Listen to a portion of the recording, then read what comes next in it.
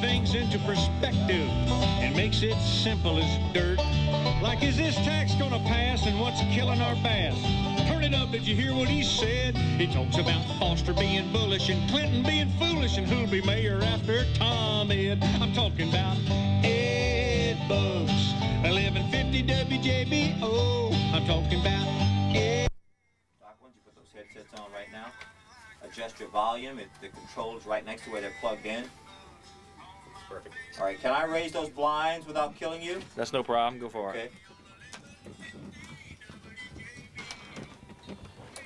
Well, thank you, Jim Hogg and the boys, and welcome to another edition of the Ed Bugs Radio Show. Here we are, Wednesday, Hump Day, June 23rd, as we raise the blinds on another day of broadcasting here on 1150 AM WJBO. I'm Ed Bugs, 88 degrees on the outside, mostly sunny skies. No. Let's not be so much pessimistic as realistic. It's cloudy out there, 88 degrees. Our winds are light and variable. Doug Foster's on the board today, screening your calls, mixing our music, and keeping me on time. But most importantly, you're listening. And as always, we thank you. I'm Ed Bugs.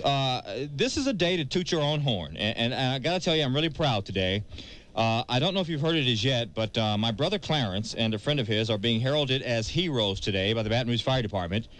It turns out, and I'm reading from their Public Information Division press release moments ago, fire started in the rear of a house, a single-family dwelling on Clayton Street. And here's what it says.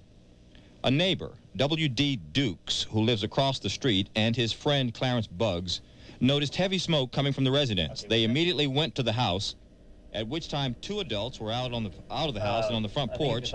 They were told that 4 children and 1 adult were in the front room of the house.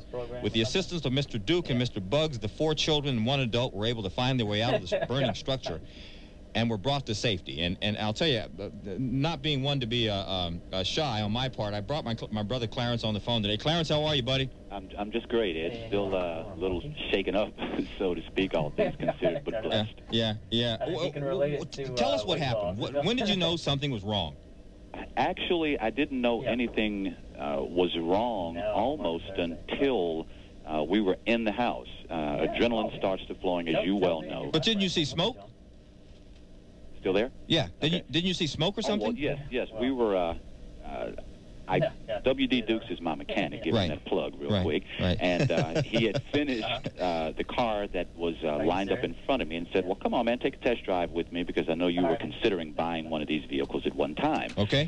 So we immediately pull out of his backyard where the shop is, get to the street, and happen to look directly across the street, and we see smoke billowing from the front of the house. What'd you think? Fire! Right.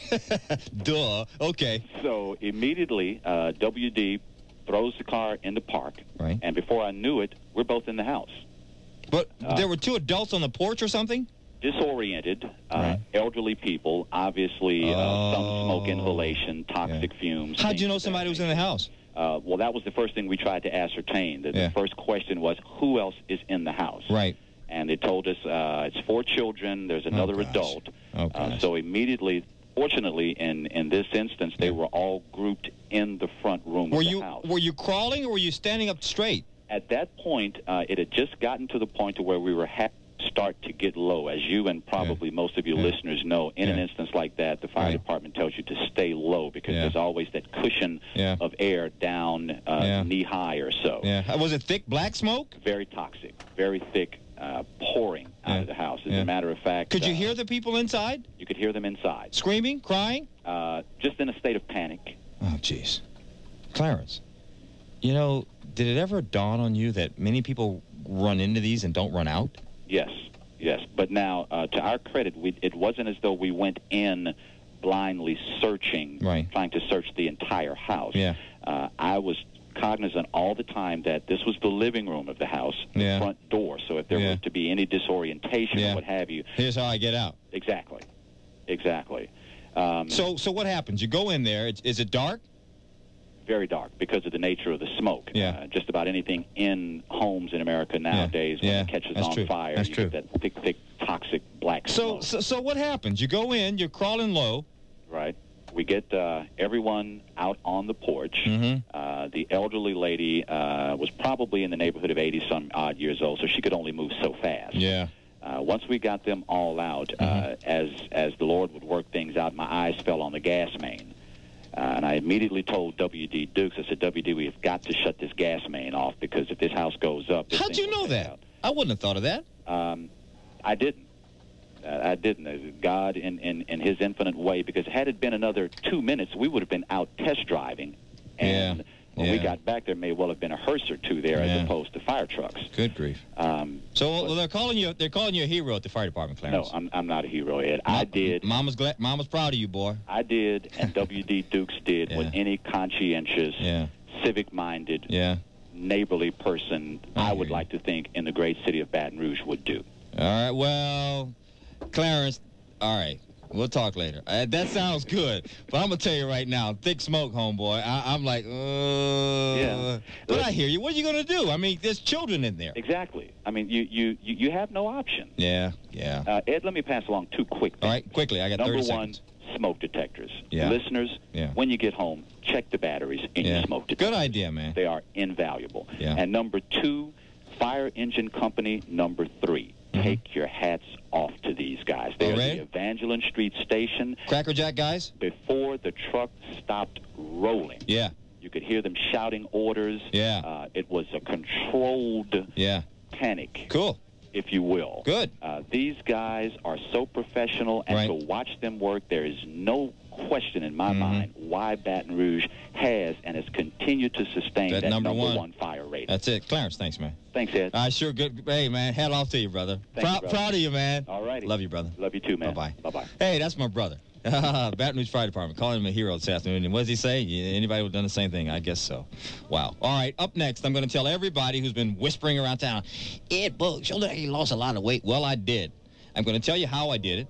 I'm going to tell you how I keep my energy level up. I'm going to tell you how I keep peak mental sharpness. And I'm going to have the MIT scientist who designed it all. He's in the studio with me right here, right now. He'll be conducting a seminar, in fact, in town the next couple of days. Lots more straight ahead in 30 seconds on The Bug Show. WJBO time 4:19. Let's update traffic on the 9s. Here's Rob Garrison. Rob, what's happening? And I got to tell you something. I'm 44 years old. All my life, I've been,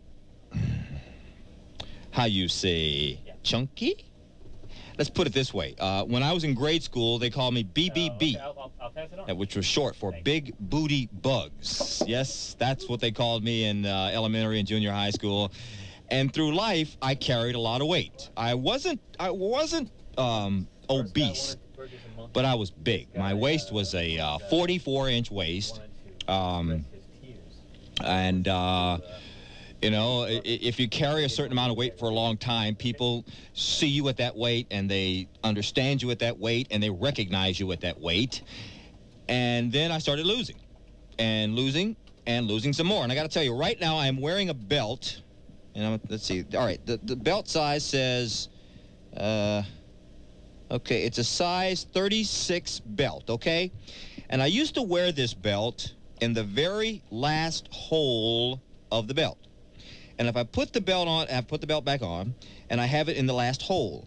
Now, with it in the last hole and not inhaling, I can literally put my fist between my waist and the buckle, guys, right? Between my waist and the buckle of the belt. All right, let me tell you how I did it. I had a guy on the show, I remember a long time ago, the big top-selling book called The Zone. I think it was called. It was the first version. It was a real big seller. And then came Beyond the Zone, Peak Performance, Radiant Health. And I said, well, here comes another one. Let me see what this was going to do for me. And I started with the product. One was a vitamin mineral. I have them on top of my refrigerator. The second is called Appostop, as in appetite stop. Okay, and it came with a video, and I watched the video and did everything else. And then it came with a liquid, which I must say is an acquired taste.